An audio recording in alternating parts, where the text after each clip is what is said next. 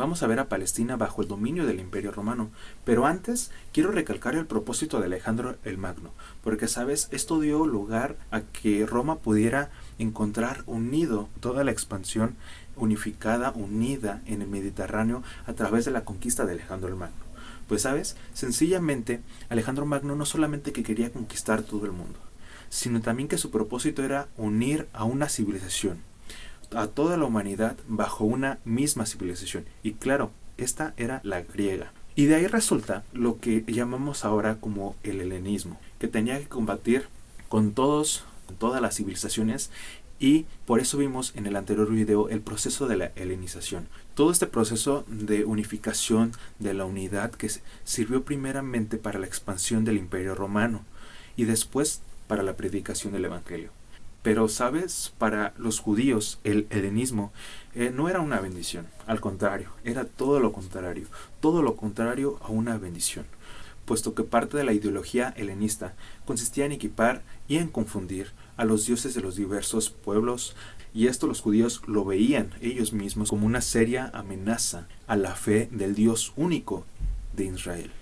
Por ello, la historia de Palestina desde la conquista de Alejandro el Magno hasta la destrucción del templo en el año 70 después de Cristo puede verse como un conflicto constante entre presiones del helenismo por una parte y la fidelidad de los judíos hacia su Dios y sus tradiciones por otra. Y sabes, el punto culminante de esta lucha fue en la rebelión de los macabeos, donde primero el sacerdote Matatías se levanta y después con él sus 3 hijos, Jonatán, Judas y Simeón, puesto que se rebelaron en contra del helenismo de los seleucos, porque éste pretendía imponer a sus dioses paganos entre los judíos. El movimiento tuvo cierto éxito, sin embargo su éxito no duró mucho, pero ya con Juan Hircano, el hijo de Simeón Macabeo, comenzó a moldarse a las costumbres de los pueblos circuncidantes, es decir, a los griegos. Comenzó a favorecer las tendencias helenísticas. Cuando algunos de los judíos más estrictos, más ortodoxos se opusieron a esta política, se desató completamente la persecución a los judíos.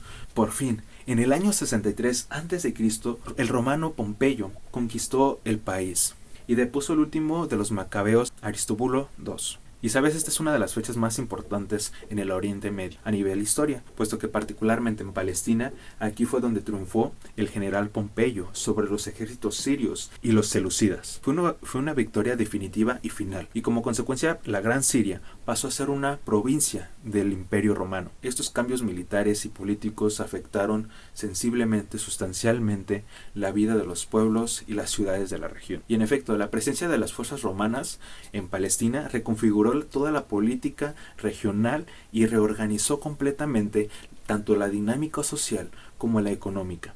Y en efecto, en el año 63 a.C. también sucumbió definitivamente la dinastía Hasmonea, y luego de la victoria entró libremente al templo, inclusive hasta llegar a los espacios más sagrados del lugar santísimo. El estudio de los documentos más antiguos y tanto la interpretación de los hallazgos arqueológicos ponen en clara evidencia que cuando el Imperio Romano llega a tener el control de la política en Palestina, la región estaba profundamente inmersa en el helenismo, puesto que la gran mayoría de las ciudades habían adoptado tanto su filosofía, su lenguaje y los modos de vida de la nueva cultura helénica. Además, el general llevó consigo a un grupo de prisioneros. Importante aquí esto, porque con el tiempo ellos se convirtieron en la base de la diáspora judía en Roma, y que de esto vamos a hablar más adelante. Y una de las cosas interesantes es que los romanos por lo general eran tolerables hacia la religión y las costumbres de los pueblos conquistados. Y poco tiempo después de la deposición de Aristóbulo, los romanos les devolvieron a los descendientes de los macabeos cierta medida de autoridad, dándoles el título tanto de sumo sacerdote y de etnarca. De hecho, Herodes fue nombrado rey de Judea por los romanos en el año 40 a.C. Y de hecho, Herodes fue nombrado rey de Judea por los romanos en el año 40 a.C. Y este gobernante fue el último con descendencia macabea, puesto que su esposa era de este linaje.